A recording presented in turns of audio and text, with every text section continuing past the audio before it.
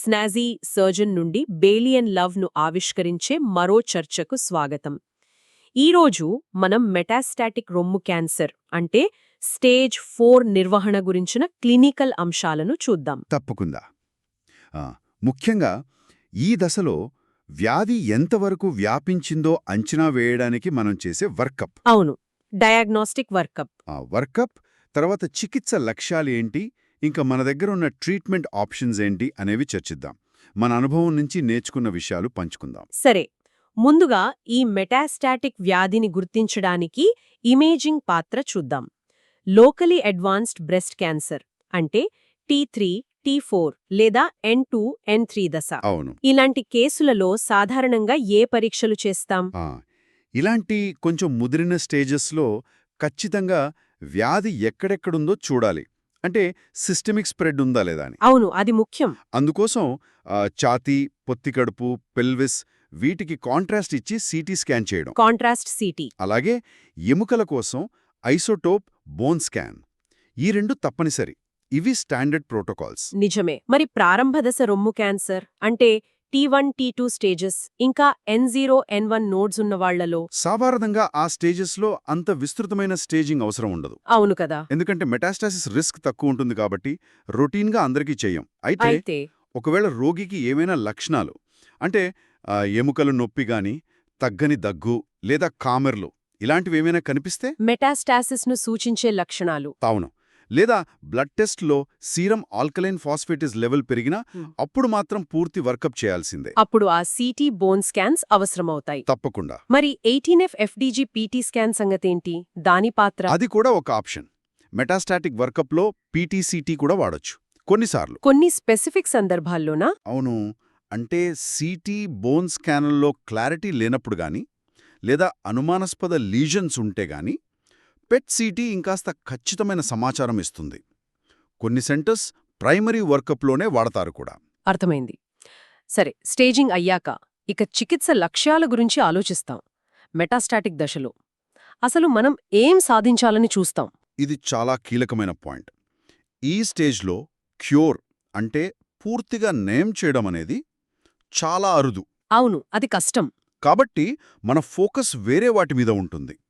ప్రధానంగా 1 సిమ్టమ్స్ తగ్గించడం, పాలియేషన్. లక్షణాల నుంచి ఉపశమనం. 2 క్వాలిటీ ఆఫ్ లైఫ్ అంటే జీవన నాణ్యతను వీలైనంతగా కాపాడటం, మెరుగుపరచడం చాలా ముఖ్యం.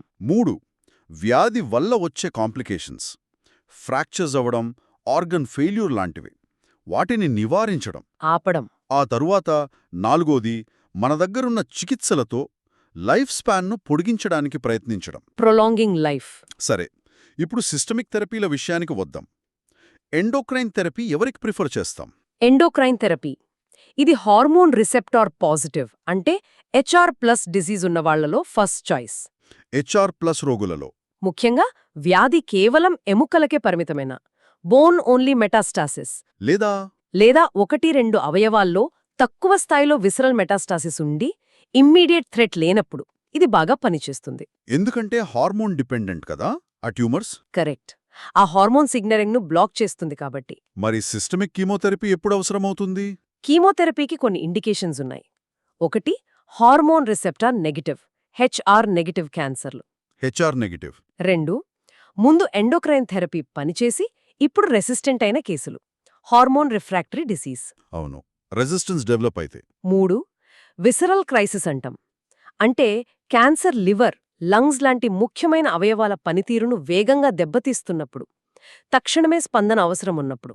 అంటే ఎమర్జెన్సీ లాంటి పరిస్థితి. అవును, అప్పుడు కీమోథెరపీనే బెటర్ ఆప్షన్.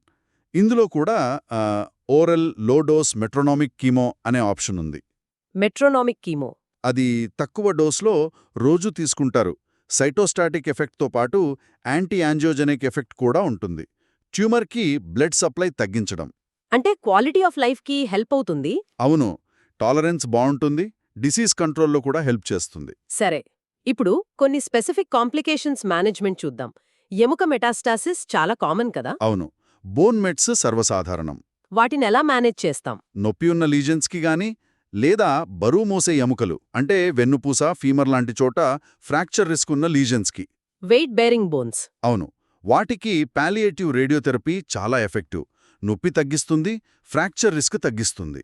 రేడియేషన్. దాంతోపాటు తప్పకుండా బోన్ టార్గెటింగ్ ఏజెంట్స్ ఇవ్వాలి.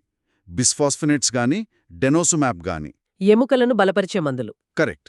ఇవి నొప్పిని తగ్గిస్తాయి, ఫ్రాక్చర్లను, ఇతర స్కెలిటల్ రిలేటెడ్ ఈవెంట్స్ను కూడా బాగా తగ్గిస్తాయి. ఓకే. మరి ఊపిరితిత్తుల చుట్టూ నీరు చేరడం, సిమ్టోమాటిక్ ప్లూరల్ ఎఫ్యూజన్స్, శ్వాసకి ఇబ్బందవుతుంది కదా? అవును, అది కూడా చూస్తుంటాం. లక్షణాలుంటే అంటే శ్వాస తీసుకోవడంలో ఇబ్బంది ఉంటే ముందు ఇంటర్కాస్టల్ డ్రైన్ వేసి ఆ నీరు తీసేయాలి.